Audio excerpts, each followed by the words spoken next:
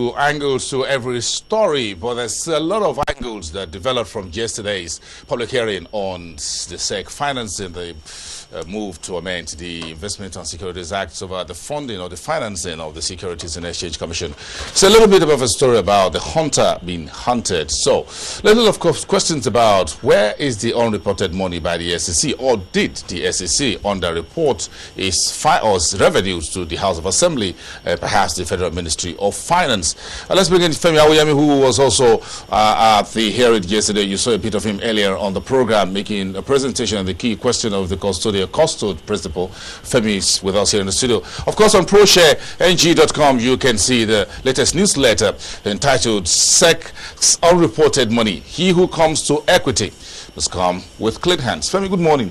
Thanks for, I'm sure we have a lot of sleepless nights on this very important issue. You says in this newsletter that's just hitting your online investors platform about a new trouble about how to blow up the capital market. Bring us up to speed.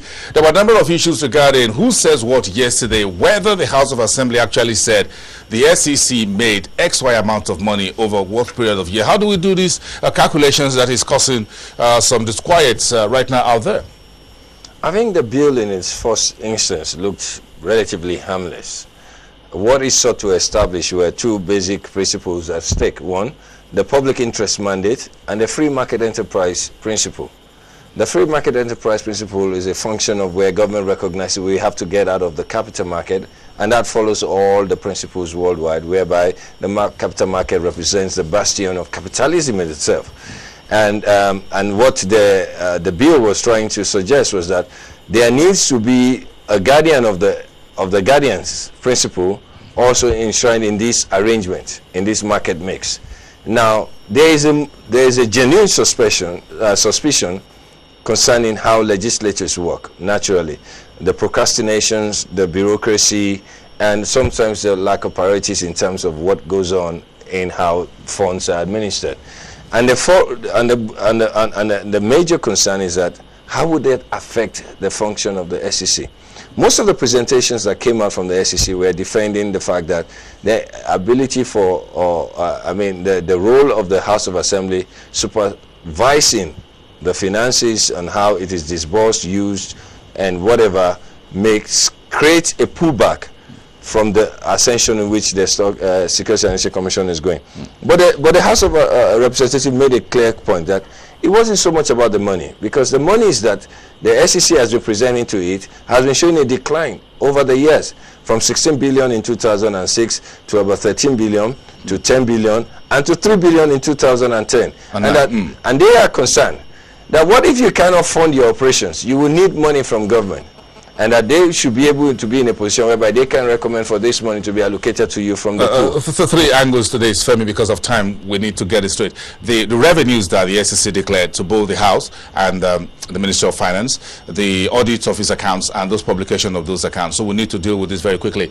It's very easy to calculate, or is it not, how much SEC had never complained, at least publicly, that anyone is aware that it lacks money to handle its operations. SEC, it doesn't have that problem lately. It hasn't had the problem in the last 6 years or so. So there's been money. Oh well, I think they even have enough money that they are even funding Abuja Securities and Exchange, commodities exchange. I mean, which is not part of his mandate anyway. It has a pure supervisory mandate. I think the key question is this: if the NSE, according to SEC and the new interim administration's findings, had 42 billion in 4 years in 4 years from a 0.3% earnings, and for which during that period and up to about 9 months before then, the SEC was still charging 0.6 before it went to adjust its books, you would take that figure and then add some private placements which were associated with the Securities and Exchange Commission, some mergers and acquisition, its regular fees and IPOs and all that, and recoveries and primary markets and all that. You would expect a figure right about 70 or so billion. Now there's a disparity between that figure and the figure presented in the House. And by the way, that was the first time I can recall, maybe you have more of a, where I've seen the public accounts of the Securities and Exchange Commission. And this is a public institution by any way. We'll talk about the financial statement of SEC, what has been published or not. But the key issue was that if SEC tells the House of Assembly, this is how much we make, and it's very disturbing to see members of the committee yesterday says, well, I'm sorry you present your budget, but this is what you tell us you've made so far. That's what we want, this oversight. Then you submit your budget also to the House. You work with the Auditor General's office to do audits of what you spend and all that. But isn't it disturbing that the House said yesterday says the SEC always spend 100% of its operational expenditure and never execute up to 20% of capital expenditure. But what should the SEC be doing with capital projects? The SEC, from what we had yesterday, what the House of Representatives said was that in its presentations to it had never had at least 1% of capital expenditure in the whole idea. Their concern was, how do they put up their building? How do they take care of capital replacement? How do they take care of building infrastructure to be able to empower it to do so? They buy cars, they do a lot of capital expenditure. How come that has never been part of any of the budget so far? And so their concern is that, where are you getting the funding from? If what you give to us is spent on recurrent expenditure, how are you funding your capital operations? And so at ab initio, the House of Representatives has always felt that they were not getting the full picture from the secret. And then the nature of it is that when they asked for the public accounts, what the House of Representatives represented yesterday was that they were only able to get it from the Ministry of Finance. Now, they believe that they have oversight functions, and their fundamental question is this: how do we exercise oversight when we do not know the facts? How do we exercise oversight? Permit me also to add a little caveat here. There is a general suspicion as to where motives really lie in all these things. And so we should be very careful to know that when the House, without any history of ever being so fast thinking in how it does its own thing, begins to ask questions, there is a natural suspicion.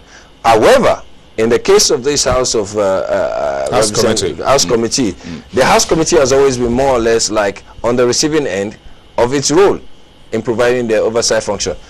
Permit me, when we said yesterday there were two critical issues here. The regulatory model we were running, as in like who stays at the apex, is it the Ministry of Finance or is it the House or the National Assembly? That is, for me, is the central question here. At the other end of it is the custodian-custodial principle, that who guides the guardian. And that goes back to the larger public interest issue, that the Securities and Exchange Commission was created to look after the market as part of its public interest mandate. That was done in the military era. In a civilian type era, that responsibility in terms of public mandate is vested in the National Assembly.